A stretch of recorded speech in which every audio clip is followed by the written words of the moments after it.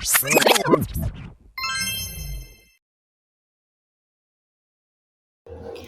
semuanya, perkenalkan nama saya Nova Ulina Panjaitan dengan NIM 24030606009. Saya berasal dari kelas PTNC. Nah, di sini saya akan menjelaskan yaitu bagian eksternal dari Ornithologus cuniculus. Nah, di mana bagian eksternal ini pertama yaitu ada caput atau kepala, ada kolom atau leher, kemudian ada trunkus atau badan, ekstremitas libere atau anggota gerak. Setelah itu ada caudal atau ekor. Nah, kita masuk ke bagian yang pertama, yaitu caput atau kepala. Nah, di caput atau kepala terdapat rima oris. Nah, di rima oris terbagi menjadi dua, yaitu labium superior, yaitu rahang atas, dan labium inferior, yaitu rahang bawah. Nah, setelah itu terdapat fibrisse, yaitu kumis.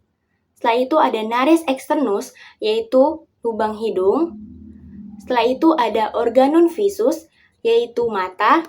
Setelah itu ada organum auditus, yaitu telinga, di mana di bagian organum visus, maksudnya organum auditus terbagi menjadi dua, yaitu pene auriculae, yaitu daun telinga. Dan terakhir ada porus acousticus externus, yaitu lubang telinga bagian luar. Nah, setelah itu kita masuk ke kolum. Nah, di mana kolum ini berfungsi untuk menghubungkan antara caput atau kepala dan trunkus atau badan. Nah, setelah itu kita masuk ke trunkus atau badan. Nah, di mana trunkus atau badan terdapat toraks atau dada, abdomen atau perut, dorsum atau punggung, glute atau pinggul, dan terakhir ada perineum atau otot sekitar alat genital.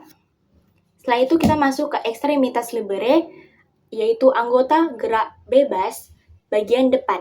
Nah, di mana bagian depan dimulai dari humerus, yaitu tulang lengan atas. Setelah itu ada radius dan ulna, yaitu tulang lengan bawah. Setelah itu ada karpal, yaitu pergelangan tangan. Setelah itu ada metakarpal, yaitu telapak tangan. Dan terakhir ada phalanges, yaitu jari tangan. Nah, setelah itu kita masuk ke bagian belakang. Yang pertama terdapat femur atau tulang paha. Setelah itu ada tibia dan fibula, yaitu tulang kaki bawah. Setelah itu ada tarsalia, yaitu tulang pergelangan kaki. Setelah itu ada metatarsalia, yaitu telapak kaki. Setelah itu ada phalanges, yaitu jari kaki. Dan terakhir ada ungula, yaitu kuku kaki. Dan terakhir ada caudal atau ekor. Baik, sekian penjelasan dari saya mengenai bagian eksternal dari Ornithologus cuniculus. Terima kasih. Hai semuanya, perkenalkan nama saya Nova Ulina Panjaitan dengan NIM 240306009. Saya berasal dari kelas peternakan C.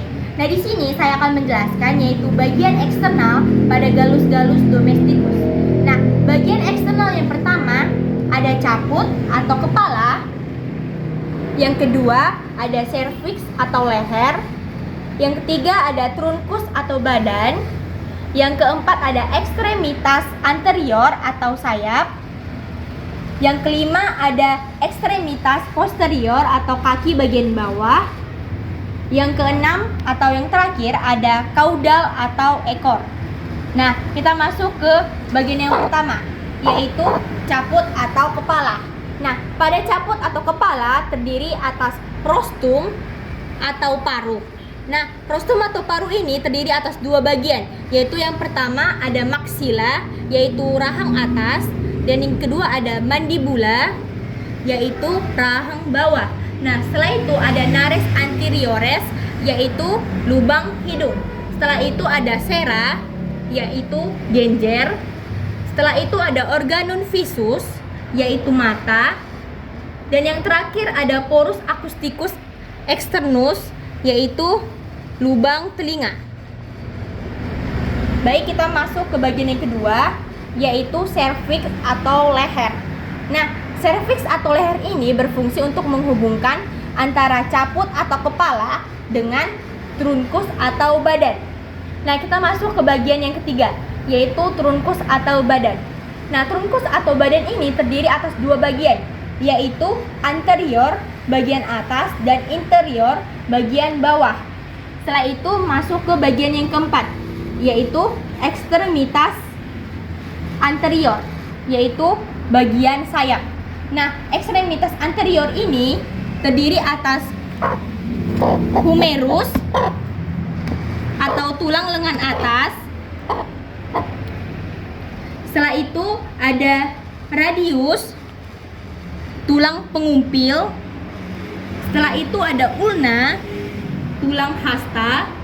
Setelah itu ada oskar carpalia, tulang pergelangan tangan.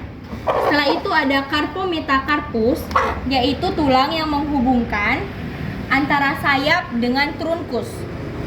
Setelah itu ada digiti, yaitu jari. Setelah itu kita masuk ke bagian yang kelima, yaitu ekstremitas posterior, yaitu kaki bagian bawah. Nah, pada ekstremitas posterior terdiri atas femur, yaitu tulang paha panjang. Setelah itu ada patella, tulang lutut kecil. Setelah itu ada tibiotarsus, tulang lengan kaki. Setelah itu ada fibula, tulang lengan kaki belakang. Setelah itu ada tarsometatarsus, yaitu bagian telapak kaki yang bergelombang. Setelah itu ada phalanges, yaitu tulang jari kaki. Dan yang terakhir ada kaudal atau ekor. Nah, pada trunkus atau badan pada Gallus-Gallus domesticus terdiri atas 3 jenis bulu, yaitu yang pertama ada plume. Nah, plume ini adalah bulu yang berada pada sayap pada Gallus-Gallus domesticus. Yang kedua ada plumule. Nah, plumule ini adalah sayap yang berada pada dada pada Gallus-Gallus domesticus. Yang terakhir ada filoplume.